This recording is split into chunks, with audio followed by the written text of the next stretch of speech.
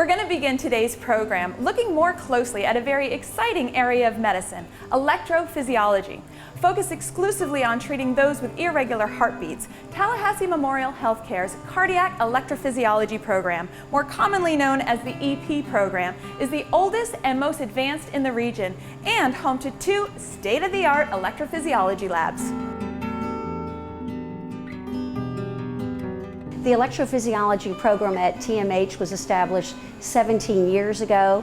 We take care of all kinds of heart rhythm problems, including slow heart rhythm problems, fast heart rhythm problems. We take care of cardiac arrest survivors, patients who have arrhythmias that they were born with, and also arrhythmias that patients develop later in life. So, Dr. Cox, in really simple terms, what is electrophysiology? Electrophysiology is the study of the electrical system of the heart and the treatment of the electrical system of the heart. Okay, so how would someone know if they're at risk for an irregular heartbeat, an arrhythmia? Are there clear indicators? You may not know that you're at risk, but you would have symptoms that would cause you to be concerned, and those would be dizziness or lightheadedness, fainting or near fainting, and sometimes shortness of breath or chest pressure. All right, so are all irregular heartbeats treated in the same manner? No, not at all. There are irregular heartbeats that come from the top chamber of the heart or the atrium. Those tend to be less serious, and there are irregular heartbeats that come from the bottom chamber of the heart, which actually can lead to sudden cardiac death. And what are some of the treatments that you're able to facilitate in this beautiful state-of-the-art lab? Well, a lot of the arrhythmias we can now cure. There are certain kinds of arrhythmias that patients are born with, which are called supraventricular tachycardias. We can actually do an electrical map of the inside of the heart and find the exact location where the arrhythmia is coming from and cauterize it or burn it out. That's called an ablation.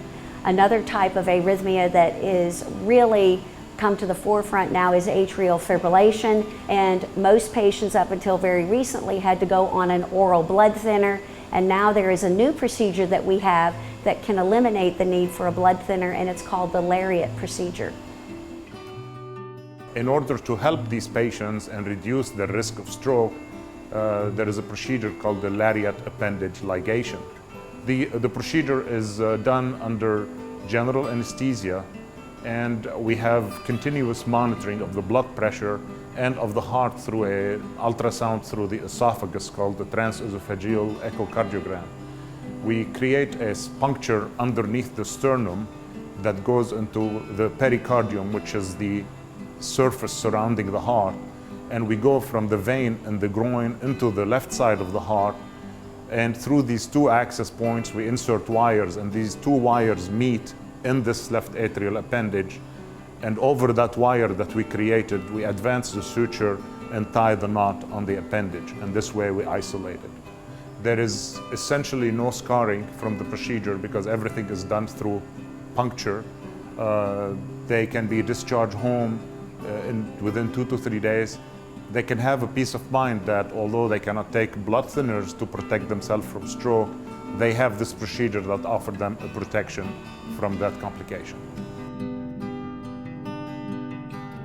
One day Dr. Batchelor called me and said, there's a new procedure we'd like for you to try. I've gone through my files. You are, in my opinion, an ideal candidate for this new procedure, which is called the Lariat Procedure.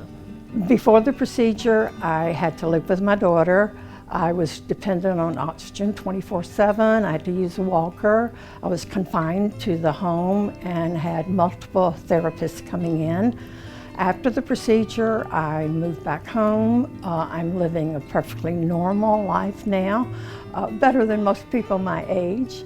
I feel great. I haven't had any episodes of AFib, and I hope other people will be able to have this procedure too.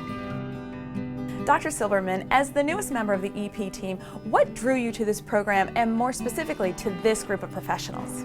In addition to having the opportunity to work in state-of-the-art labs with the latest equipment, it was a fantastic opportunity to work with a group of highly motivated individuals that are continually focused on improving and advancing the program here and bringing the latest technologies and care for patients with rhythm disorders.